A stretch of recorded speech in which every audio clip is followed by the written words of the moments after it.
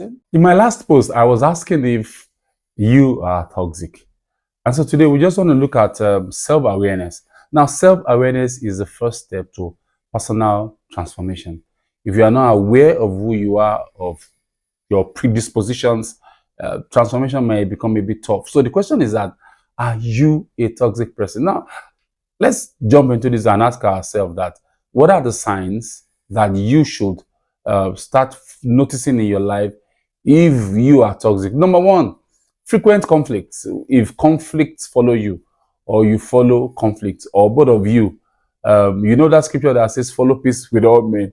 But if yours is follow conflict with all men, then it's possible that you might. I'm not saying you are.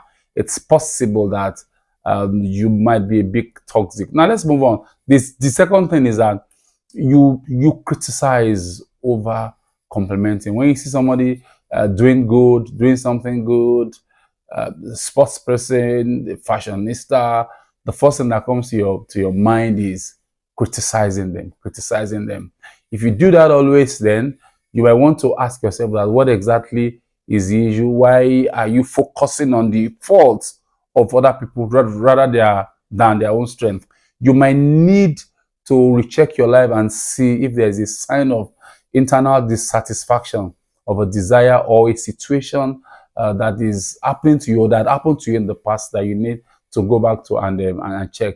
Also, feeling justified in negative behavior. If you find yourself justifying whatever negative behavior that people have pointed you to that you are doing, if you find yourself rationalizing the toxic behaviors in your life. I remember I taught my children when they wear their boxers that they should not put their hand in their boxers, and I taught them. So I forgot. So one day, my daughter said, "Daddy, you're putting your hand in your boxers." I said, "Oh, I'm sorry."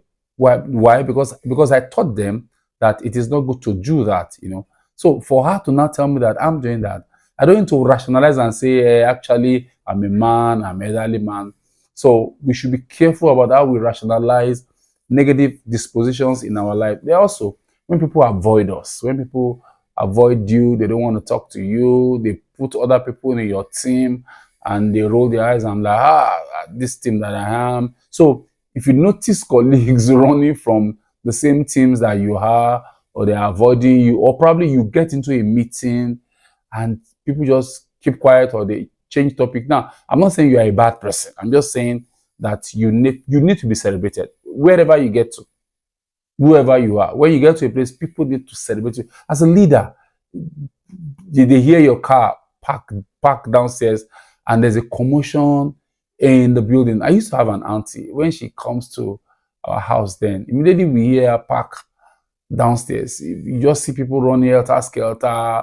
Some people pretend as if they are sleeping. Some people go to the toilet. Some people go to the loo. I mean, that's sign of someone who is pretty toxic, and you don't want to find yourself in that kind of, because it might affect your grading in the office. It might. Also, difficulty in trusting other people.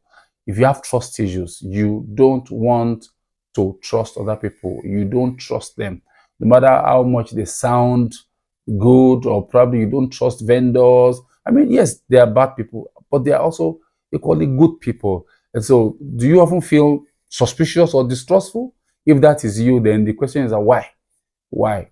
A lot of people trust, and I'm not saying you should trust, but I'm just saying that if that is what you often do, if it's what you do every time, then the question is that you begin to ask yourself that, why don't I trust people? Why am I always suspicious? Because trust requires us to be vulnerable and an openness to see the best in other people. So if you are not vulnerable, then to some people, not to everybody, then you might have trust issues.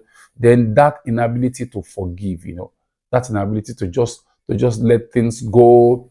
So you hold on to grudges in the office. Your driver comes to pick you up, they greet you, you don't answer. Your in-laws, your wife, I mean, we must come to a place whereby we let go of past wrongs. So holding on to resentment can weigh down our spirit. It can strain relationships in the workplace. Forgiveness doesn't mean you are excusing harmful behavior. It just means that it means you are releasing the old it has over you. So when I forgive you, that doesn't mean I'm excusing your bad behavior. When I forgive you, it means that I'm releasing you and letting go of that pressure on me. So it's important that we recognize this negative, toxic traits within us, so that our life can be properly transformed. Because growth is always possible when you are willing to confront what needs to be changed. Somebody say growth is constant little change, but when you are not able to change that thing in your life that is holding you down, then it's going to be tough for you to be transformed. Thank you so much. My name is Banjore.